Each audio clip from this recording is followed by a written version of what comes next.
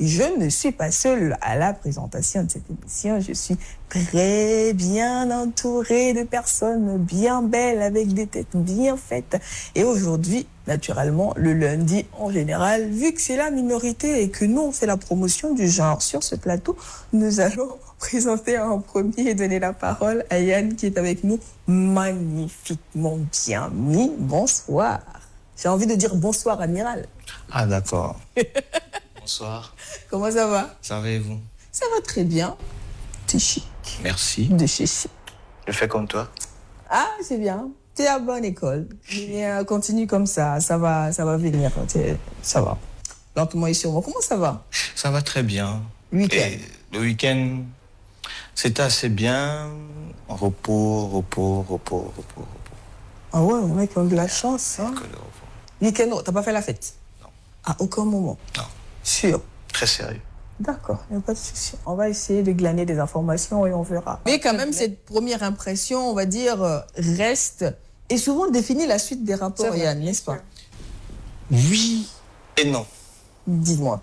Oui, parce que si je me base dans mon cas, par exemple, quand j'ai rencontré Sandra, ma femme actuelle, bon, ma seule femme, mon unique femme, Bah oui, ta seule femme, la femme de ta fille et tout ça. Quand je l'ai rencontrée, la première fois qu'elle m'a vu, elle s'est dit que je suis très orgueilleux. Parce que je parlais pas, je regardais juste, j'observais. Donc elle avait une autre image de moi. Ce qui fait que quand je me suis rapproché d'elle, elle me mettait loin. Donc Mais tu arrives, j'arrive, elle s'échappe, je viens, elle disparaît. J'essaie de parler, il y avait vraiment une barrière. Donc souvent, la première impression, on peut facilement se tromper. Si c'est dans certains rapports, mais si c'est pour un entretien ou bien pour quelque chose de professionnel, c'est important de faire une bonne impression, une bonne première impression, parce que dans le monde professionnel, pour rencontrer les beaux-parents. Ah, là-bas, là, on blague, ouais. Parce que déjà, l'expression, on dit l'habit fait le moine, donc même à travers ton habillement, tu dois faire une bonne impression pour que les gens te prennent au sérieux. Et tout dépend de ce que tu veux faire, tu veux montrer à la personne, tu veux montrer aux personnes qui te regardent, ou bien avec qui tu collabores. Tu dis vers la fin parce que oui, on peut décider, peut-être parce que le cercle où on est convié, où on se retrouve, on n'a pas forcément envie d'avoir affaire à ces personnes. Donc on décide volontairement de faire une mauvaise première impression pour qu'on laisse tranquille, on n'en veut pas. Moi, ça m'arrive plusieurs fois. Quand je pars dans un endroit et que je remarque que toutes les personnes qui sont là-bas sont trop intelligentes, d'après eux, et qui connaissent trop, donc je reste calme, je fais comme si je ne connais rien. Et puis qu'on me prenne comme ça.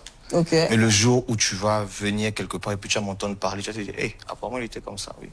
Parce que je laisse transparaître ce que je veux seulement, en fonction du milieu dans lequel je suis. Et du coup, j'ai envie de demander à Yann, est-ce qu'il a ce don? Est-ce que c'est un don en partage?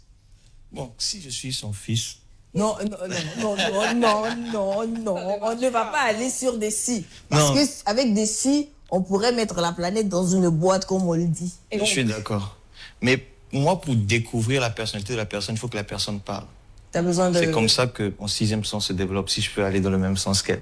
Mais t'es quand même un peu paradoxal, parce que toi, tu parles pas et t'as besoin qu'on parle pour... Oui, dès que la personne parle, ça arrive plusieurs fois dans les formations que je donne en art oratoire. Il suffit que la personne juste parle. Dès qu'elle commence à parler, automatiquement, je peux me faire une idée de la personne, simplement. D'accord. Bon, après, j'appuie parce que lui, c'est un formateur. Bien sûr. Et il forme des gens. Il a besoin tout de suite de cerner leur personnalité pour pouvoir savoir sur quel angle donner la formation pour que la personne puisse assumer. Donc, il n'a pas forcément besoin de parler. Voilà, je me dis. Hein.